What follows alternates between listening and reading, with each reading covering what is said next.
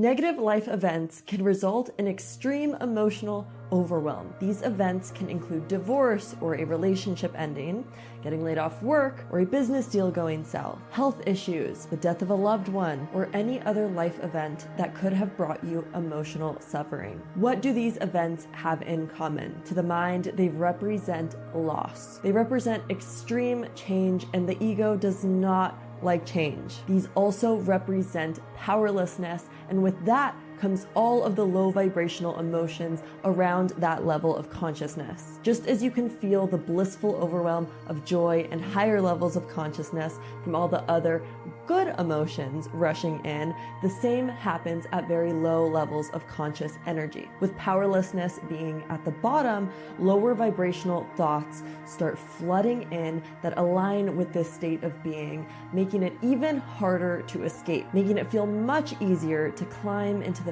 powerless hole of victimhood. The feeling of crisis, the suffering, is a result of the slow processing of releasing the rush of multiple strong emotions that hit all at once. We end up just holding on to these emotions and associating the event with these emotions, trying to interpret the events from the thoughts that arise from these emotions. Now we're overwhelmed by both the strong surge of emotions and a rush of resonating negative thoughts. Thoughts like, I'm not good enough, this is all my fault, this is the end, or I'm never going to recover from this crisis. These thoughts are not of truth, and if you are in the lower vibrational states of consciousness, it will be harder for you to decipher truth from falsehood. So what is the solution? The perspectives and techniques I will be sharing will help minimize the suffering you experience through these life events and other events that may trigger feelings just as strong and overwhelming. From a higher vibrational state of being, you'd realize that taking care of things regarding the event itself is not where the suffering can come from. It's the emotional reaction we have to the event itself. Therefore, it's the energy of the emotions that need to be taken care of. Yes, we can work on our thoughts and perspectives of the situation, but like I touched on in my previous video, when plummeted to really low states of being, these higher vibrational thoughts aren't always going to be accessible to you, especially in these cases where there is an overwhelm of multiple lower consciousness energies. So what is the quickest way out of these? You are a human and you have an ego, and the ego is processing these emotions as best as it can in the moment. There are reasons we feel physical and emotional pain. The ego needs these to stay alive. We would not have lasted very long as a species without the capability to sense both the good and the bad. They are survival instincts. The suffering you are experiencing is the resistance of the experience, the resistance of the emotion from the event or new events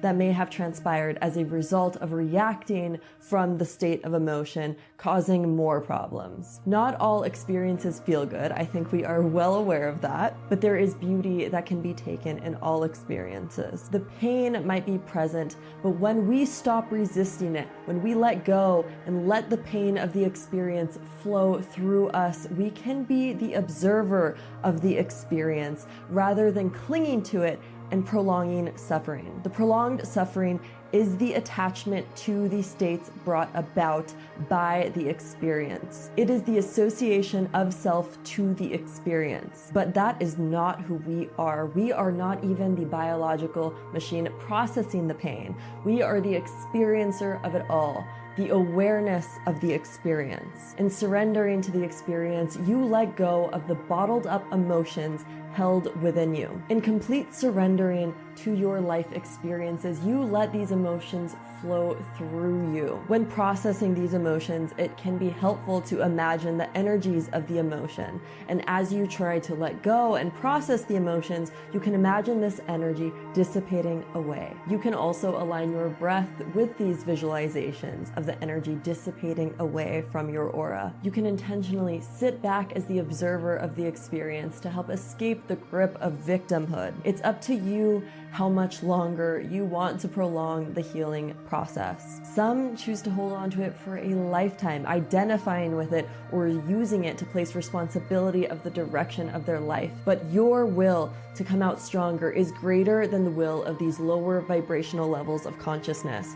Your will to take the good perspective from all the experiences is stronger. Your will to change your state and your faith in the forces of the universe being on your side will be enough for you to face the challenges that will arise from taking control of the ego. Now, again, in complete surrendering to your life experiences, you let these emotions flow through you. In doing so, your life becomes more easily shapeable as well, and handling issues surrounding the event will also happen with greater ease. This means you will be capable of tuning to more desirable realities that align with divinity instead of getting caught up in the downward spiral of powerlessness. When you rise to even slightly better feeling states, better feeling thoughts will become available. Constantly letting go, constantly surrendering becomes your way of life as you practice doing this. And it will reduce the overwhelm of emotion because remember, as you allow the emotion to pass, you let go of it rather than prolonging it. If you want to help in raising the vibration of the world and you haven't yet liked this video, please do so others who may benefit from this video can find their way to it. Thank you so much for watching this video. I hope it helped, and I will see you on the next one.